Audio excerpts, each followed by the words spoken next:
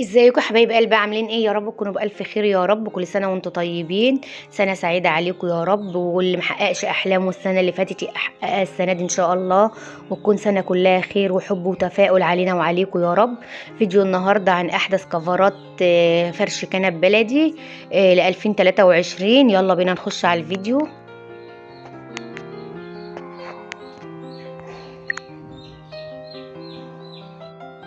وما يحلى الكلام الا بذكر النبي عليه الصلاه والسلام. عليه الصلاه والسلام. ازيكم يا حبايبي؟ عاملين ايه؟ يا رب تكونوا بالف خير يا رب.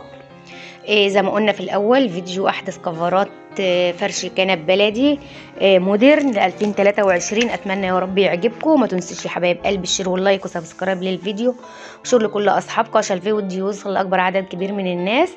ولو في اي سؤال اي استفسار يا ريت تكتبوا لي في التعليقات وهرد عليكم ان شاء الله. فرش الكنب اللي معانا ده من القطيفه الساده والقطيفه المنقوشه والجوبير، وفي فرش كنب منه بقماش الملايات زي ما انتم شايفين معايا. في فرش كنب اللي هو ايه المساند المربعه، وفي اللي هو المساند المدوره. معنا هنا القطيفه بقى اللون الموف مع الكنار الجوبير، معنا اللون الجنزاري مع برضو كنار الجوبير، ومعانا برضو قطيفه منقوشه مع قطيفه ساده، ومعانا اللي هو فرش الكنب، ودي قطيفه برضو لون الكشمير ساده مع منقوش. وهتلاقوا برضو في الفيديو الوان وحاجات جميله بفرش الكنب بقماش الملايات. تقدري تعمليه من قماش الملايات المتاحه عندك في البيت.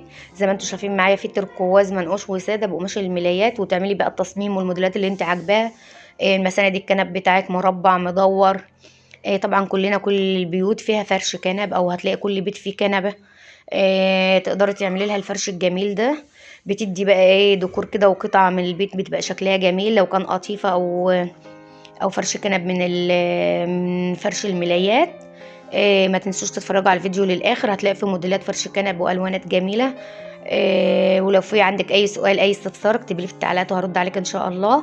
واقول لحبايب قلبي اللي بيشوفوا قناتي لاول مره، ما تنسوش تفعلوا الجرس وتتكوا على كلمه الكل عشان يوصل لكم كل فيديوهاتنا وكل اشعاراتنا ان شاء الله. واشوفكم على خير وسلامه في فيديوهات قادمه، والسلام عليكم ورحمه الله وبركاته.